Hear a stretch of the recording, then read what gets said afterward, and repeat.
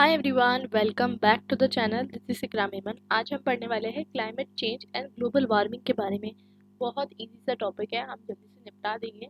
बचपन से आपने पढ़ा है, लेकिन आपके सिलेबस में है तो पढ़ना पड़ेगा। ठीक है, इसके बारे में डिस्कस करते हैं। तो क्लाइमेट चेंज आपको क्या होता है पता है बहुत अच्छे से। अभी आपने देखा होगा, अभी फरवरी का महीना चल रहा है, ठीक है। उसमें आपको लग रहा होगा कि गर्मी कितनी पड़ रही है। ठीक है, धीरे धीरे जो है गर्मी बढ़ते जा रही है, ग्लोबल वार्मिंग हो रही है। अभी से इतनी गर्मी पड़ रही है, आप सोच रहे होंगे मई में कितनी गर्मी पड़ेगी। तो टेम्परेचर जो होता है ना, एवरेज टेम्परेचर ऑफ अर्थ, वो बढ़ चुका है। ठीक है, तो वो हम देख लेते हैं कि कैसे बढ़ गया है और क्या हो गया है, और ये सब चीज़ें हम जो है समझते हैं। तो यहाँ पर जो है आपको मैं पहले बता देती हूँ कि क्लाइमेट क्या होता है। आपने वेदर सुना होगा। वेदर और क्लाइमेट में क्या डिफरेंस होता है वो बहुत ज़्यादा ज़रूरी है समझना। तो क्लाइमेट क्या होता है, पहली बात तो आपको जो ऐसा देखा जाता है कि एक पूरा का पूरा जो होता है, तीन तीन डिकेड का है, 30 साल का जो है एवरेज वेदर कंडीशंस को मिलाकर एक क्लाइमेट कंडीशंस जो है वो फॉर्म होती है। ठीक है, तो क्लाइमेट चेंज किसको बोला जाता है? क्लाइमेट चेंज मतलब जो यूजुअल वेदर पैटर्न्स है वो चेंज हो रहे हो तो क्लाइमेट चेंज हम उसे कहते हैं। क्लाइमेट जो होता है एक पर्टिकुलर रीजन में होता है, और वेदर भी एक पर्टिकुलर रीजन में होता है, लेकिन वेदर जो होता है रोज का चेंज होता ही है। आप सोचोगे वेदर तो रोज ही चेंज होता है, कभी बारिश होती है, कभी धूप निकलती है। That is another thing, but climate change is another thing, because जो वेदर पैटर्न्स है वो चेंज हो रहे हैं, और ये थोड़ा सा सीरियस है। तो देखिए, हमेशा से वेदर में जो होते हैं चेंज हमेशा से होते रहते हैं, इसमें कोई नई बात नहीं है। ठीक है, मैंने आपको अभी बताया। ठीक है, लेकिन वेदर और क्लाइमेट मैंने आपको समझा दिया। डे टू डे वेदर जो होता है वो डे टू डे होता है, और आप ना बता सकते हो आज धूप है, आज जो है सुहाना मौसम है, अभी बर्फ हो रही है, अभी बारिश हो रही है। लेकिन क्लाइमेट जो होता है ना, तो क्लाइमेट जो है ना अर्थ का, वो 9,000 साल से एक ही है। समझ में आया? तो क्लाइमेट जो होता है ना एक ही होता है, तो ऐसा नहीं होता है कि भैया आप जो है क्या कहते हैं रोज रोज चेंज हो रहा है। तो क्लाइमेट क्या है पता है? क्लाइमेट ये है कि whatever you where for the year, ये पूरा क्लाइमेट है। मतलब जैसे कि आप समझिए ना, जैसे जनवरी में अगर क्या कहते हैं आपको ठंडी आना चाहिए, ठीक है, और आपको क्या कहते हैं दिसंबर में सर्दी आना चाहिए, फरवरी में आपको थोड़ा सा स्प्रिंग आना चाहिए। अब फरवरी में अचानक से आपको गर्मी का मौसम होने लग गया, मतलब डायरेक्ट आपने कोट निकाला, कोट जनवरी का, और फिर डायरेक्ट आपने वो है ना शॉर्ट ड्रेस पहनना पड़ रहा है। तो ये तो गलत बात हो गई ना।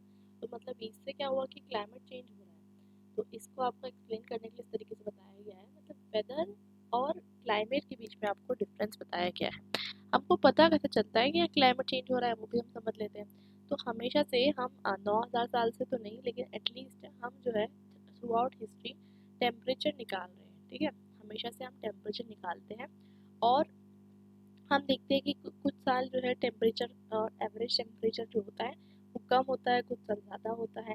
ठीक है, और ग्लेशियर पीरियड्स तब आते हैं, ग्लेशियर पीरियड्स ऐसे पीरियड्स होते हैं जब आते हैं जब अर्थ का टेम्परेचर जो होता है कम हो जाता है, ओशन करंट्स और वोल्केनिक इरप्शंस के कारण ऐसा होता है। तो वो हम अभी समझेंगे। दूसरी चीज़ ये होती है कि नेचुरली बहुत सारी साइकिल होती है, हीटिंग और कूलिंग की से होती है, लेकिन इसके बाद हमको समझना है कि ये देखिए यहाँ पर आपको एक टाइम टेबल दिया हुआ है। हम ज़्यादा टाइम पहले से तो निकाल नहीं रहे हैं, ऐसा समझ सकते हैं आप कि 1880 से हम निकाल रहे हैं। तो 1880 से आज के 2020 तक का दिया हुआ है, आप 2022-23 में रह रहे हो, लेकिन अभी जो है आपको 1880 से लेकर 2020 तक भी आप समझोगे, आपको ग्राफ सीधा सीधा दिख रहा है। ठीक है, कभी कम कभी ज़्यादा, कभी कम कभी ज़्यादा, लेकिन आप देखोगे एक टाइम ऐसा आया उसके बाद 1940 ऑनवर्ड्स। देखिए 1940, समझ रहे हो ना यहाँ क्या हुआ? यहाँ पर एटॉमिक बॉम्ब, कितना ज़्यादा जो है आप देख सकते हो डिस्ट्रक्शन। ठीक है, तो यहाँ पर एवरेज टेम्परेचर, और उसके बाद फिर आपको देखने को मिलेगा ये इस तरीके से बढ़ते ही जा रहा है, बढ़ते ही जा रहा है, बढ़ते ही जा रहा है, कम होने का नाम ही नहीं ले रहा है। तो इस तरीके से बढ़ना, मतलब इसको हम कहते हैं ग्लोबल वार्मिंग। ठीक है, और हमको देखने को मिलता है कि 1 डिग्री बढ़ गया है। अब 1 डिग्री से क्या होता है, अर्थ का एवरेज टेम्परेचर 1 डिग्री बढ़ा है 100 साल में, लेकिन 1 डिग्री बढ़ना मतलब समझते हो आप किसको कहते हैं?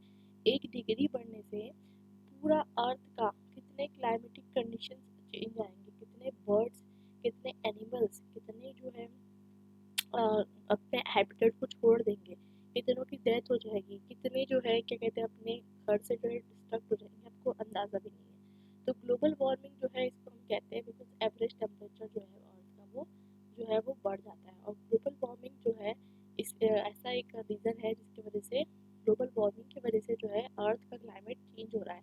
अब बोलेंगे ग्लोबल वार्मिंग की वजह से हो रहा है, तो ग्लोबल वार्मिंग किसने करा? तो ग्लोबल वार्मिंग हम ही लोगों ने किया है, ठीक है।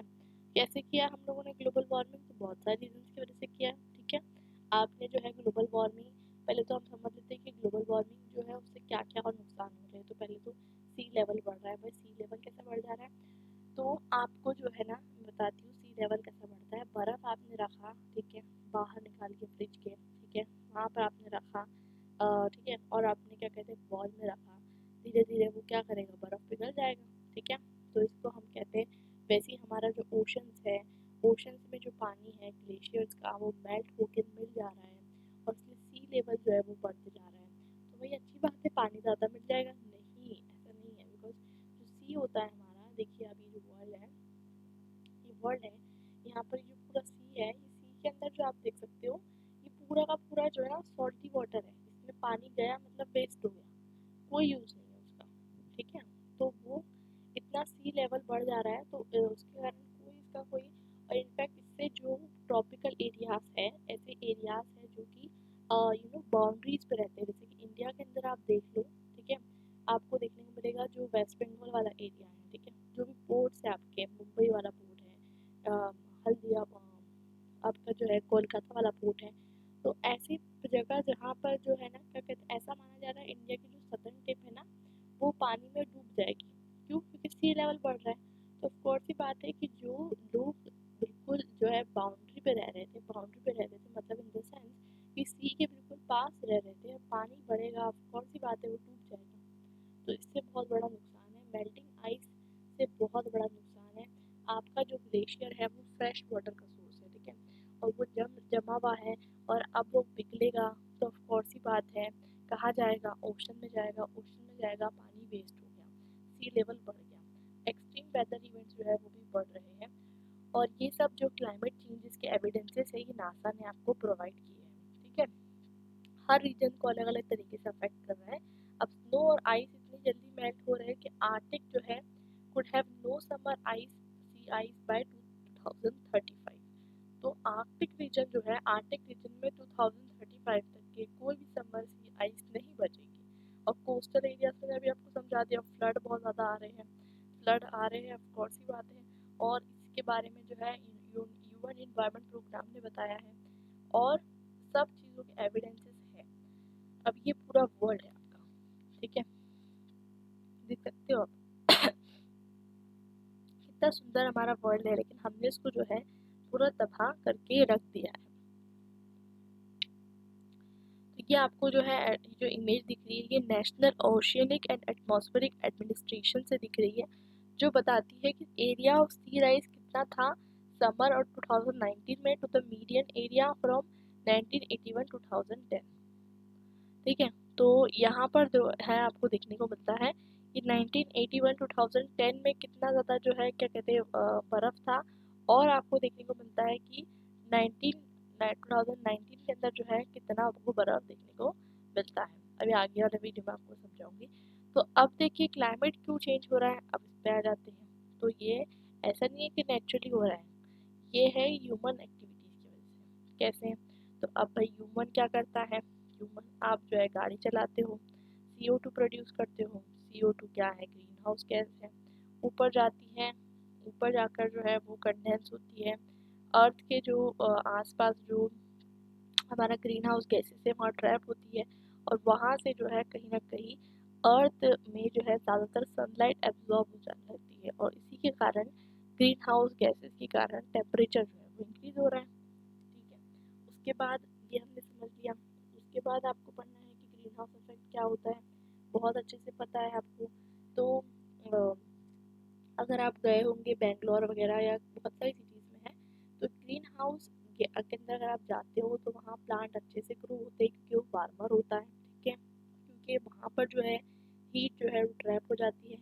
ये आप ऑलरेडी पढ़ चुके हो, कोई इसमें रॉकेट साइंस नहीं है, ठीक है। कुछ इस तरीके का होता है ग्रीन हाउस।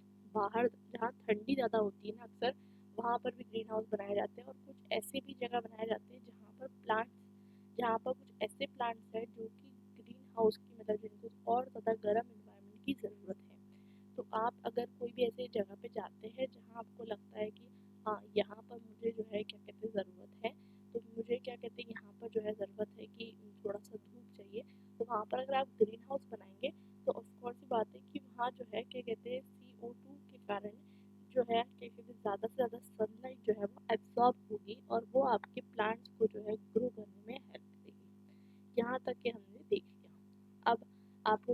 अर्थ के एटमॉस्फेयर में नेचुरली भी CO2 होती है, बहुत ज़रूरी होती है। अगर पूरा CO2 खत्म हो जाए ना तो हम जैसे कि हम अर्थ पे रहते हैं, ठीक है, हम मार्स पे अभी नहीं रह पा रहे, वहाँ का टेम्परेचर बहुत ठंडा है। तो प्रेजेंस ऑफ CO2 बहुत ज़्यादा ज़रूरी है, ग्रीन हाउस गैसेज की बहुत ज़्यादा ज़रूरी है। बिकॉज ये इसलिए ज़रूरी है बिकॉज हम लोग वहाँ पर जो है कोशिश कर सके, क्या कोशिश कर सके कि हम लोग जो है क्या कहते हैं, अर्थ हमको सन जो है ना हमको इतनी सारी एनर्जी देता है, बहुत एनर्जी देता है, लेकिन हम एब्जॉर्ब नहीं कर पाते, ठीक है। एब्जॉर्ब नहीं कर पाते मतलब अगर हमारे पास CO2 और ग्रीन हाउस गैसेस नहीं होती तो हम जो है सन की एनर्जी को एब्जॉर्ब नहीं कर पाते, जैसे कि दूसरे प्लैनेट्स, ठीक है, जिनका टेम्परेचर बहुत कम होता है, वो इसी कारण की वजह से होता है। तो हमारे अर्थ में ग्रीन हाउस गैसेस है, बहुत अच्छी बात है, लेकिन ऐसा नहीं लिखना एग्जाम में ग्रीन हाउस गैसेस बहुत खराब है उसको ख़त्म कर दो, ऐसा नहीं लिखना है। आपको ये पता होना चाहिए ग्रीन हाउस ज़रूरी है बट इन अ लिमिट, एक लिमिट है, और लिमिट अगर क्रॉस होगी तो फिर अर्थ गर्म हो जाएगी, सिंपल सी बात है। अभी यहाँ पर जो है आपने देख लिया फोटो भी, यही मैंने आपको समझा भी दिया ऊपर ही कि कैसा होता है क्या होता है। अब हम तो ग्रीन हाउस बढ़ाते जा रहे हैं बढ़ाते जा रहे हैं, कैसे है भाई, आप इलेक्ट्रिसिटी यूज़ करते हो, ठीक है, और कोल, कोल कहाँ से आता है, कोल जो आता है आपने नेचुरल एक्सट्रैक्शन किया, ठीक है भाई, उसका आता है थर्मल पावर प्लांट में, उसको इलेक्ट्रिसिटी में कन्वर्ट किया, ठीक है, उसका धुआं उड़ता है CO2, वो कहाँ गया, एटमॉस्फेयर में। तो ये जो इंटायरली आपका जो प्रोडक्शन है CO2 का, ये थर्मल पावर प्लांट की वजह से हो रहा है, ठीक है। अब देखिए मैंने आपको बताया ना, अगर ग्रीन हाउस के इफेक्ट नहीं रहा तो एवरेज टेम्परेचर अर्थ का -18 डिग्री रहेगा, ठीक है, समझ रहे हो आप। तो इन -18 डिग्री में आप रह पाओगे, चलो थोड़ा टाइम रह भी लोगे, लेकिन एवरेज टेम्परेचर की बात हो रही है, समझ रहे हो, मतलब मैक्सिमम टेम्परेचर शायद 0 डिग्री जाए, बस, ज़्यादा नहीं। और सबसे ज़्यादा मोस्ट कॉमन जो गैस है वो है कार्बन डाइऑक्साइड। कार्बन जो है, अब कार्बन तो आपको पता है, कार्बन साइकिल अपने बचपन में पढ़ी होगी, हर जगह घूमता है, अर्थ में घूमता है, लिविंग थिंग्स आपके अंदर भी होता है कार्बन, एटमॉस्फेयर में भी घूमता है, ठीक है। तो हम जो है क्या कहते हैं, देखिए ऑक्सीजन लेते हैं, कार्बन डाइऑक्साइड छोड़ देते हैं, सिंपल सी बात है। तो हम जो है बहुत ज़्यादा कार्बन डाइऑक्साइड प्रोड्यूस करते हैं, जब हम सांस भी लेते हैं तो क्या सांस लेना बंद कर दे, नहीं। इसका मतलब ये है कि चलो हम सांस ले रहे हैं, हम कार्बन डाइऑक्साइड प्रोड्यूस कर रहे हैं, वो तो चलो बहुत सारे ट्रीज है, ट्रीज उगा दो आप, ट्रीज उसको जो है एब्जॉर्ब करते हैं कार्बन डाइऑक्साइड, ठीक है, कार्बन डाइऑक्साइड को एब्जॉर्ब करते हैं फोटोसिंथेसिस के प्रोसेस में, ऑक्सीजन रिलीज करते हैं एज अ बाय प्रोडक्ट, ठीक है। तो हमें ये समझ में आता है कि हम जो है क्या कहते हैं, अगर ट्रीज ज़्यादा उगाने लग जाएंगे तो हम लोग जो इतना ज़्यादा प्रोड्यूस कर रहे हैं उसको कहीं ना कहीं कार्बन डाइऑक्साइड को कम करने के लिए ट्रीज हेल्प करेंगे, लेकिन हमसे ट्रीज भी नहीं उगा जाते, ठीक है। उसके बाद फॉसिल फ्यूल, तो हमें गाड़ी चलानी है, अलग अलग लोगों को अलग अलग गाड़ी चलानी है, महंगी गाड़ी चलानी है, इम्प्रेशन मारना है, सबको स्कूटी चलानी है, बाइक चलानी है, कार चलानी है, ठीक है, पब्लिक ट्रांसपोर्ट का यूज़ नहीं करना है, तो इससे क्या होगा, इससे फॉसिल फ्यूल्स आप यूज़ कर रहे हो, EV यूज़ कर रहे हो तो अलग बात है, इलेक्ट्रिक व्हीकल यूज़ कर रहे हो तो अलग बात है, वो भी इतना ज़्यादा मतलब कोई इतना ज़्यादा आप अच्छा नहीं कर रहे हो इन्वायरमेंट का, लेकिन ठीक है EV यूज़ कर रहे हो तो मच बेटर। बट उसके बावजूद जो फॉसिल फ्यूल्स हैं, अगर आप उसका एमिशन कर रहे हो तो आप ग्रीन हाउस में कंट्रीब्यूट कर रहे हो, ठीक है। तो आप अपने आप को जिम्मेदार समझिए, तभी जाकर आप जो है चेंज ला पाएंगे, ठीक है। अब ये फ्यूल्स कौन से होते हैं, ऑफ कोर्स ही बात है, ये फ्यूल्स जो होते हैं जैसे कि नेचुरल गैस, पेट्रोलियम, हम जो अर्थ से निकालते हैं क्रूड पेट्रोलियम, और ये किसने बनाया, ये नेचर द्वारा बनाया गया है, मिलियंस ऑफ ईयर्स लगे हैं, आप उसको बना नहीं सकते। अब आपको कितनी भी मॉडर्न टेक्नोलॉजी दे दी जाए, पेट्रोल नहीं बना सकते, सोचिए, पेट्रोल नहीं बना सकते आप, कोल नहीं बना सकते, कोयला, तो ये मिलियंस ऑफ ईयर्स लगते हैं बनने के, ठीक है। अब कोर्स ही बात है, अब इतना ज़्यादा फॉसिल फ्यूल हमने जला लिया, अब तो कोल भी ख़त्म होने आया है, कितना जलाएंगे, अब एक टाइम ऐसा आएगा कोल ख़त्म, तो उसके बाद क्या करेंगे, उसके बाद भी लोगों को चैन नहीं है, उसके बाद भी दूसरे फॉर्म ऑफ चीज़ों को यूज़ करेंगे। अब पेट्रोल के दाम इतने बढ़ रहे हैं लेकिन फिर भी लोगों को यूज़ करना है, तो वैसी ही बात है। और दूसरी चीज़ ये है कि कार्बन डाइऑक्साइड आज के टाइम में जितना एयर में है वो 50% ज़्यादा है एज़ कम्पेयर टू जितना इंडस्ट्रियल रिवॉल्यूशन के टाइम पे था। जब इंडस्ट्रियल रिवॉल्यूशन शुरू हुआ था ना, तब की बात हो रही है। तो मतलब इससे क्या समझ में आता है कि 150-200 सालों में ही इंडस्ट्रियल रिवॉल्यूशन के कारण हम ज़्यादा से ज़्यादा फॉसिल फ्यूल यूज़ कर चुके हैं। ठीक है, तो ये बहुत ज़्यादा इम्पॉर्टेंट है। और लास्ट 20 ईयर्स में तो और भी ज़्यादा। ठीक है, कार्बन डाइऑक्साइड कंसंट्रेशन जो है 3 मिलियन सालों में इतना ज़्यादा नहीं हुआ। 3 मिलियन समझते हो आप? 30 लाख सालों में इतना नहीं हुआ जितना आपने जो है 20 सालों में कर दिया। बताओ, ये कोई स्टैटिस्टिक्स है? लेकिन अगर आप इस तरीके से करते रहे तो वर्ल्ड का एंड जो है वो करीब है। तो देखिए, यहाँ पर आप देख सकते हैं कि कार्बन डाइऑक्साइड लेवल कितना है। ठीक है, यहाँ पर इतना लेवल था, इतना लेवल था 1950 का, इतना लेवल था। आज का लेवल देखिए इतना पहुँच गया। ठीक है, तो इतना लेवल पहुँच गया, हमारे लिए सेफ नहीं है। अब मीथेन, मीथेन भी बहुत इम्पोर्टेंट एक गैस है। लोग देखिए अक्सर क्या करते हैं, गांव में आप जाओगे तो गांव में जाओगे, वहाँ पर आपको जो है क्या कहते हैं, काव डंग्स मिलेंगे। ठीक है, काव डंग केक्स मिलेंगे। लोग सोचते हैं कि काव डंग केक यूज़ करेंगे, ठीक है, उससे बहुत अच्छा रहता है, फ़ायदा रहता है, कोई नुकसान नहीं है। लेकिन वो जो है बहुत नुकसानदायक है। कैसे, वो हम पढ़ते हैं। क्योंकि देखिए मीथेन जो होता है ना, वो कार्बन डाइऑक्साइड से 30 गुना हीट एब्जॉर्ब करता है, सोचिए। और मीथेन बहुत कम होता है पूरे के पूरे एनवायरनमेंट में मीथेन, लेकिन उसके बावजूद 30 गुना, आप सोच सकते हैं। तो मीथेन कहाँ से आता है? तो मीथेन जो है फॉसिल फ्यूल से भी आता है। जैसे कि आप कोल पेट्रोलियम जलाते हो तो थोड़ा सा मीथेन रिलीज होता है।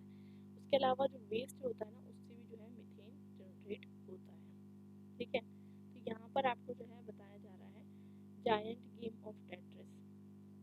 अब क्लाइमेट चेंज का क्या क्या इम्पैक्ट है, वो भी समझने वाली बात है। तो वो समझते हैं। तो काऊ डंग बर्न करते हो जब आप, मैंने आपको वो बताया, तो काऊ डंग बर्न करने के लिए आप जो जितनी गैसेस रिलीज होती है, जिसके आपके जैसे कि डायोक्सिन्स एंड क्लोरोफेनॉल्स, तो वो जो है बहुत खतरनाक होती है। इससे अच्छा तो लोग को सजेस्ट किया जाता है कि आप जो बायोगैस का प्लांट बनाओ, लेकिन वो भी नहीं बनाना चाहिए, बिकॉज उसमें भी अगर आप ध्यान से देखो तो वहाँ पर आपको मीथेन जो है क्या कहते हैं रिलीज होता है काऊ डंग से। ठीक है, तो वो भी चीज़ नहीं करना चाहिए। बेटर अल्टरनेटिव वुड बी, हमने ऑलरेडी पढ़ा था विंड एनर्जी, क्लीन एनर्जी के बारे में। Better better option would be to trap the solar energy. ठीक है, थ्रू सोलार सेल। और मोर बेटर वुड बी कि विंड एनर्जी को ट्रैप किया जाए। ठीक है, तो उसमें आपको कोई भी क्लीन एनर्जी है, तो ये जो बायोगैस वाली एनर्जी है, ये क्लीन एनर्जी नहीं होती है। ठीक है, तो आप इम्पैक्ट की बात करते हैं। ठीक है, अब आपको जो है, मैंने आपको वही बताया कि आपको लग रहा होगा चलो कुछ डिग्री टेम्परेचर बढ़ भी गया तो क्या होगा।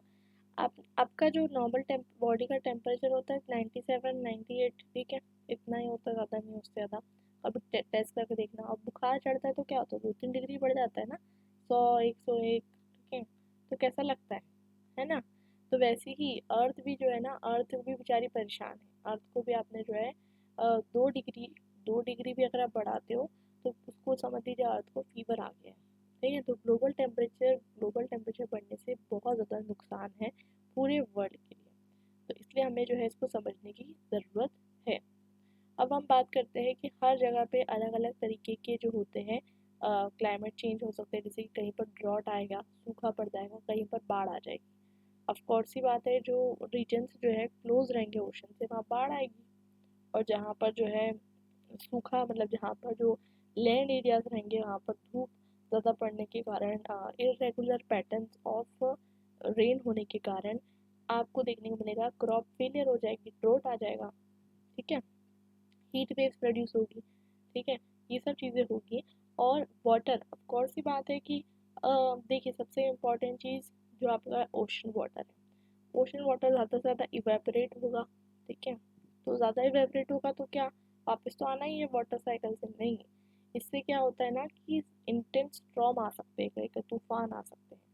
और उससे ग्लेशियर्स तो पिघल ही रहे हैं, ओशन गर्म हो रहे हैं, सी लेवल बढ़ रहा है, प्लांट और पीपल पे इम्पैक्ट हो रहा है। ठीक है, देख सकते हो आप धरती को किस तरीके से हो चुकी है। अब बात करते हैं क्लाइमेट चेंज के बारे में। तो क्लाइमेट चेंज जो है वो हमारे प्लानट को बहुत सालों तक अफेक्ट करते रहेगा। ठीक है। और क्योंकि कार्बन डाइऑक्साइड जो है ना हज़ारों हज़ारों साल तक एटमॉस्फेयर में रहता है, ठीक है। तो मतलब अगर हमने अभी भी बंद नहीं किया, अभी भी बंद करेंगे तो भी मतलब हमको 100 सालों तक इफेक्ट देखना ही पड़ेगा। लेकिन उसके बावजूद अगर अभी भी बंद नहीं किया तो फिर आप सोचिए क्या हो सकता है। ठीक है, तो अभी हमको ज़रूरत है कि हम कार्बन डाइऑक्साइड का जो ये प्रॉब्लम है उसको हम रिवर्स करें। तो कैसे रिवर्स करेंगे? तो दो तरीके से, एक हो सकता है अडेप्टेशन और एक हो सकता है मिटिगेशन। मतलब एक तरीका तो ये हो सकता है कि जहाँ बाढ़ आने वाली रहेगी वहाँ पर आप दीवार बना लीजिए, जिसको हम अडेप्टेशन कहते हैं। तो मतलब अब देखिए, आपने देखा होगा बाढ़ का कभी वीडियो देखना, पूरा इतनी बड़ी सी बड़ी दीवारें, जब नेचर जब अपनी पावर में आता है तो पूरा दीवार जो है ना कहते टूट जाती है। कोई दीवार दीवार से मतलब नहीं होता, लेकिन फिर भी लोगों को इमीडिएट रिलीफ देने के लिए वहाँ आप दीवार बना सकते हो ऊंची ऊंची, ताकि आपके पास सी लेवल को आप जो है काउंटर कर सको। ठीक है, तो ये चीज़ जो है आपको देखने को मिलती है। और उसके बाद जो है आपको देखने को मिलता है, यहाँ पर देख रहे हैं आप, फ्लड प्रोटेक्शन सैंड बैग्स हैं, flooded homes in the background. तो यहाँ पर आपको देखने को मिल रहा है कि ये जो है पूरे के पूरे, ये जो पूरा का पूरे घर है इसमें जो है बाढ़ आ चुकी है, ये बाढ़ वाले एरिया में है। तो लोगों को ऑफकोर्स सी बात है, जहाँ बाढ़ आ रही है तो आपको अडेप्टेशन मतलब वहाँ पर तो इमीडिएट आपको कुछ ना कुछ करना पड़ेगा ना। जैसे बुखार चढ़ता है तो आप इमीडिएटली गोली खा लेते हो, ठीक है। तो गोली खाना उसका सॉल्यूशन नहीं होता, लेकिन आप खा लेते हो क्योंकि इमीडिएटली ठीक करना होता है। और अगली बार बुखार ना आए उसके लिए भी आपको कुछ करना पड़ता है, तो उसे हम कहते हैं मिटिगेशन। तो आपको ये तरीका देखना है कि ग्रीन हाउस गैस कम कैसे की जाए। तो हमें फॉसिल फ्यूल कम जलाना है। अब बोलोगे हर चीज़ तो चलती है, एसी, लाइट, ठीक है, फैन, गीज़र, हीटर, ऐसा कैसे हो सकता है कि फॉसिल फ्यूल कम जलाएंगे? ठीक है, तो कैसे हो जाएंगे? बहुत ही इंटरेस्टिंग तरीके हमको उसके ढूंढने हैं। तो देखिए, अभी तो मैंने आपको बताया आजकल है ना मॉडर्न होम्स बन रहे हैं, ठीक है। मैं अब इसमें दिखा हुआ नहीं है, आपको बता देती हूँ। उसमें ग्रीन हाउस का जो कॉन्सेप्ट होता है, ग्लास हाउस का कॉन्सेप्ट यूज़ किया जाता है। समर मतलब विंटर में आप क्या करते हो, विंटर में आप क्या करते हो, आपको हीटर की ज़रूरत पड़ती है। तो आपको हीटर की ज़रूरत चाहिए, तो वहाँ पर जो है क्या कहते हैं, आपका जो छत है वो एक तरीके से ग्रीन हाउस के रूप में कन्वर्ट हो जाता है, जिससे आपको जो है ज़्यादा से ज़्यादा हीट एनर्जी आप ट्रैप कर सकते हो। सिमिलरली जब गर्मियों का मौसम आता है तो उसकी टेक्नोलॉजी कुछ इस तरीके से होती है कि वो मिनिमम से मिनिमम हीट जो है ट्रैप करे, और इससे जो है कहीं ना कहीं वो जो है आपका अंदर का टेम्परेचर कूल रहे, तो एसी की ज़रूरत ही नहीं पड़े। तो ये तो एक तरीका हो गया। दूसरा तरीका, अगर आपको यूज़ करना ही है एसी, हीटर, आपके पास अभी इतना मॉडर्न होम बनाने का जगह नहीं है, तो आप एक चीज़ ये कर सकते हो कि आपके पास जो इलेक्ट्रिसिटी आ रही है वो सोलर एनर्जी आप यूज़ करो। तो भाई हम कैसे यूज़ करेंगे? हर जगह आपको अवेलेबल मिल जाएगी, आपको सिर्फ इंस्टॉल करवाना है। थोड़ी सी महंगी रहेगी, लेकिन इनिशियल कॉस्ट के बाद लॉन्ग टर्म कॉस्ट जो है बहुत कम रहेगा। आपके पेरेंट्स से डिस्कस कीजिए, क्योंकि आप बहुत ही इफ़ेक्टिव होती है ये सोलार एनर्जी। और एक और मिटिगेशन ऑप्शन है जियो इंजीनियरिंग, मतलब कार्बन डाइऑक्साइड जो है हटाने का तरीका। इसमें बहुत सारे तरीके होते हैं, मैं आपको बता दूँ तो बेसिकली ऐसे बहुत सारे तरीके होते हैं, बहुत सारे प्लांट्स होते हैं, बहुत सारे मॉडल बनाते हैं, साइंटिस्ट इस पे काम करते हैं, लेकिन ये बहुत महंगा पड़ रहा है। कैसे, बताती हूँ आपको। तो बहुत सारे ऐसे कार्बन कैप्चर, कार्बन सिक्विस्ट्रेशन प्लांट चल रहे हैं जो कि कार्बन को कैप्चर करने की कोशिश कर रहे हैं फ्रॉम दी एटमॉस्फेयर। लेकिन ये अगर आप करने की कोशिश करते हो तो अल्टीमेटली ज़रूरी नहीं है कि आप जो है कहीं ना कहीं जो है बहुत ज़्यादा सक्सेसफुल हो जाओ, या फिर जो है, क्योंकि इसके जो मेथड्स हैं ना बहुत ज़्यादा महंगे हैं, ठीक है। इसलिए अभी इतना ज़्यादा ये सक्सेसफुल नहीं हो पाए हैं। इससे अच्छा तो आप ये करो कि आप जो है फॉसिल फ्यूल कम यूज़ करो, ठीक है। तो इसलिए अब जो है लोग कंसर्न हो रहे हैं, यंग पीपल कंसर्न हो रहे हैं, और कंसर्न होना पड़ेगा, तब जाकर ही जो है आपको, क्योंकि आपको ये वर्ल्ड सिर्फ आपको जी के जाना नहीं है, आपके बच्चे, आपके पोते, आपके पोतियों के लिए भी आपको उसको जो है रखना है। तो इसके लिए आपको जो है मेहनत करनी होगी, ताकि आप भी एक हेल्थी लाइफ जी सकें और आपके आने वाली जनरेशन भी। ठीक है, तो ये इतना ही था हमारे इस वीडियो में। अब हम मिलेंगे हमारे नेक्स्ट वीडियो में एक नए टॉपिक के साथ, और हम डिस्कस करेंगे एक नया टॉपिक। तो मिलते हैं नेक्स्ट वीडियो में। Till then, bye and happy learning.